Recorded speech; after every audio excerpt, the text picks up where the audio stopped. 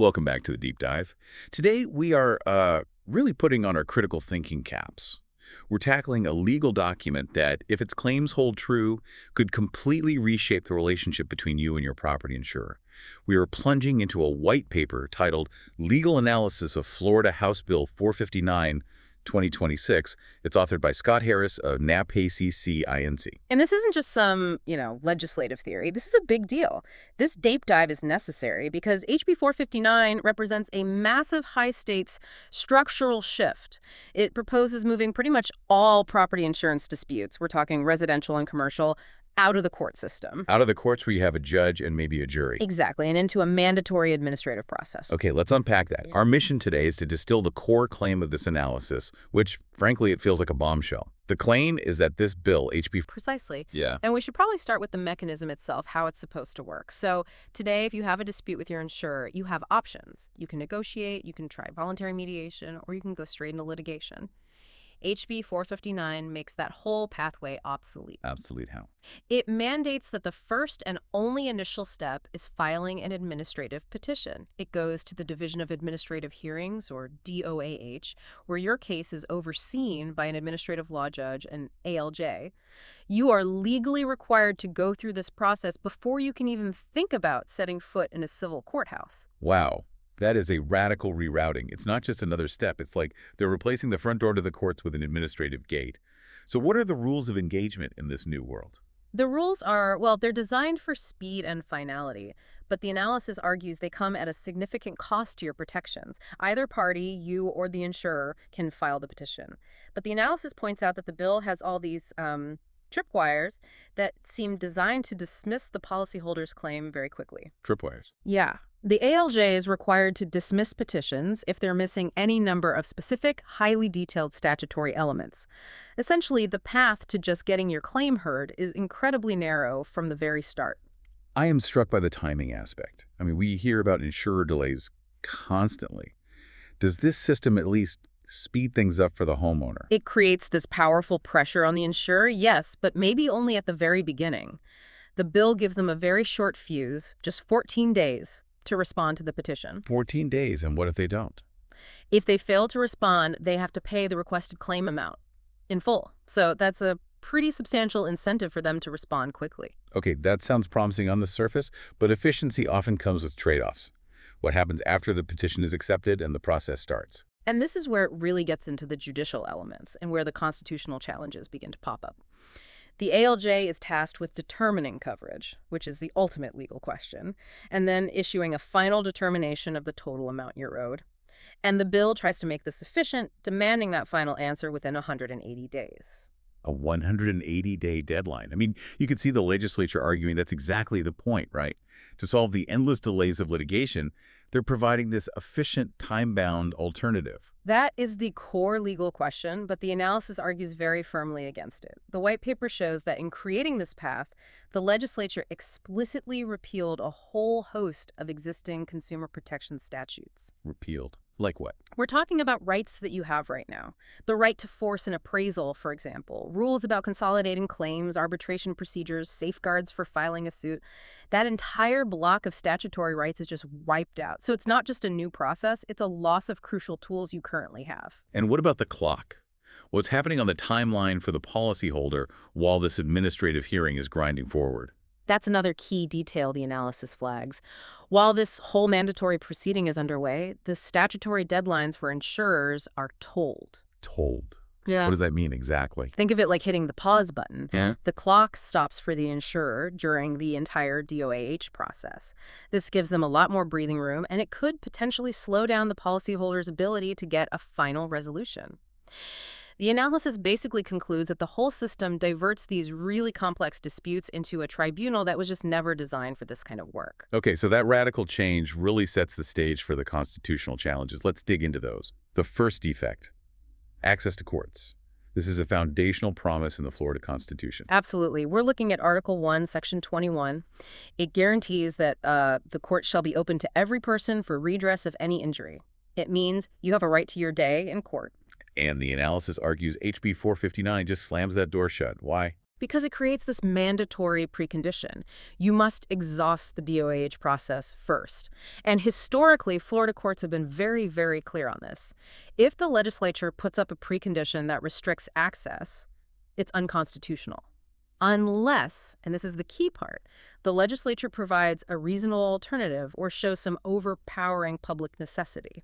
And the analysis says HB 459 does neither of those things. So if that 180-day determination isn't a reasonable alternative, what's missing? What's missing is due process. It's the tools you need to actually develop your case. The analysis points out that in this administrative process, you have restricted discovery, a limited ability to get evidence from the other side. You have limited admission of evidence and an elimination of all these judicial protections you'd have in a real court. When you combine that with the binding determination from an ALJ, the paper calls it a functional closing of courthouse doors. So you're denied the tools you need for a fair fight. And that leads us right into the next constitutional guarantee the analysis says is violated. This is the big one, the right to a jury trial. Section 22. The right of trial by jury shall be secure to all and remain inviolate. This isn't just, a tradition. It's a right designed to make sure that when your financial security is on the line, the facts are decided by a panel of your peers, not a single government official. And the mandatory DOAH process seems to just eliminate this entirely by replacing that jury with one administrative law judge. That's the crux of it. That's the second defect. By routing all these high-value property claims away from civil courts, the bill assigns these inherently judicial functions, like determining coverage and the total coverage amount, to the ALJ. By making the system mandatory, and at the same time repealing the ways you could get proper judicial review, the analysis says it results in a de facto elimination of the jury trial right. So the legislature didn't have to write juries are abolished for insurance disputes. They just designed a system that makes the jury impossible to get to. Exactly. Florida courts have a long history of striking down procedures that effectively supplant civil actions. And these property disputes, which are fundamentally about private contracts and big financial losses, are exactly the kind of thing the jury system was designed for. Replacing that jury with one administrative judge is, in the view of the analysis, a straight-up constitutional violation. Which flows right into the next issues, which the analysis groups together: due process and contract impairment. Let's start with due process. Article 1, Section 9. That's about fairness, right? The right to present evidence before a fair and impartial tribunal. And the impartiality of the tribunal is the first huge red flag here. The analysis highlights that ALJs are executive branch employees. They are not Article V judicial officers. What's the difference? Why does that matter to a homeowner? It matters because of independence. Article V judges have constitutional independence. They have protections that shield them from political pressure. An ALJ is an employee of the executive branch. They don't have that same structural independence, yet they're being asked to rule on these very high-stakes, often politically sensitive private contract disputes. You want to know the judge deciding your multi-million-dollar claim is independent, not influenced by, say, the politics of the state's insurance climate. Right. And you mentioned the severe limits on evidence and discovery. Yeah. Comparing it to something like workers' comp, why is that structure so bad for a property claim? Well, because property claims are forensic. They're all about the evidence. You often need extensive engineering reports, complex expert testimony on, mold or wind damage, detailed financial documents. The analysis argues that a truncated process like what you see in workers' comp is just not sufficient to properly handle a complex insurance claim that needs robust expert testimony. Okay, now let's talk about what seems like a glaring structural flaw. What the analysis calls the insurer loophole. This seems to be where the imbalance really peaks. This is a massive issue the analysis raises. The bill allows the insurer to avoid DOAH at will. All they have to do is allege fraud, misrepresentation, or a complete lack of coverage, and they can basically veto the entire administrative process. Wait, hold on. So the policyholder is legally forced to go through this limited DOAH system, but the insurer can just opt out by saying, we think there's fraud. That's exactly what the analysis points out. It creates this huge constitutional imbalance. The policyholder is stuck in the mandatory system with all its limits, but the insurer keeps their flexibility. And if the insurer opts out, the homeowner is left in this weird limbo with no administrative path and still facing barriers to the judicial path. The analysis calls it an indefensible denial of due process. That is just. It's incredibly one-sided. And that brings us to the second part of this section, impairment of contracts. Insurance policies are contracts. What happens when the government changes the rules of the game after the fact? You violate the contract clause. I mean, think about it. You bought a policy 5 years ago. That contract you signed implicitly included the right to use all the statutory tools available at that time, the right to demand an appraisal, the right to arbitration, the right to sue and get a jury. And now HB 459 comes along Yeah. and repeals all those remedies that were tied to the contract when you signed it. Precisely. The argument is that by retroactively ripping out those rights and replacing the civil court with a mandatory administrative one, the legislature is fundamentally changing the deal. The analysis is very clear that this constitutes a substantial impairment of contract rights. So we've covered individual rights, fairness, contracts. Let's finish with the biggest structural issue of all, separation of powers. This is less about the policyholder and more about the structure of government itself. Right. This is the argument that really ties all the other threads together. Article V of the Constitution reserves judicial power exclusively to Florida's judicial branch, the courts.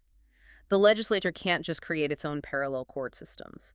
And when you look at what the ALJs are being asked to do under HB 459, determine coverage, value damages, make final rulings, those are all judicial functions. They absolutely are. It's interpreting contract law, assessing damages, issuing binding decisions that resolve these huge private disputes. That authority belongs to the courts and only the courts. So you combine the mandatory nature of this system with the fact that these executive branch ALJs are doing the core work of judges. And the analysis's verdict is that the bill is effectively creating an unconstitutional parallel judicial system just for property insurance claims. The legislature is taking core judicial power, handing it to the executive branch, and telling citizens they have to use this new system instead of the real courts. The analysis concludes this is a clear violation of the separation of powers. That is a staggering list of legal vulnerabilities. To just quickly summarize the findings of this white paper, HB 459 is structurally vulnerable because it, 1, eliminates access to courts, 2, it abolishes the right to a jury trial, 3, it denies due process with an inadequate and biased tribunal, 4, it impairs existing contract rights, and 5 and 6, it creates a mandatory administrative court that violates the separation of powers. Yeah, the conclusion is extremely forceful. The analysis asserts that a scheme like this, one that replaces traditional courts with a mandatory government process for private disputes, simply cannot withstand scrutiny under the state constitution. So the recommendation is blunt. The bill has to be amended to fix these defects, or it needs to be judicially enjoined, blocked by a court before it goes into effect on July 1st, 2026. The argument here is that replacing a judge and jury with an executive branch employee for these complex, high-value disputes just erodes fundamental constitutional rights. So here's the final provocative thought for you to consider. If the foundational value of judicial independence and the jury system is their ability to deliver impartial justice on private contract disputes, what are the long-term chilling implications when the government tries to replace that protection with an efficient administrative agency?